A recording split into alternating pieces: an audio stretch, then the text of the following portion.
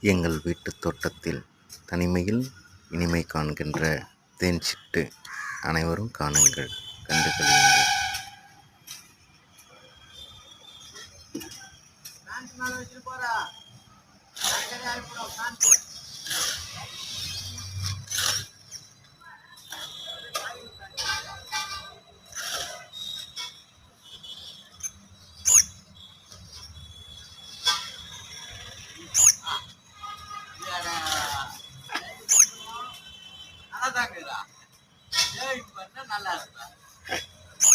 இல்லடா, சிட்டுக்குருவி ஒண்ணு.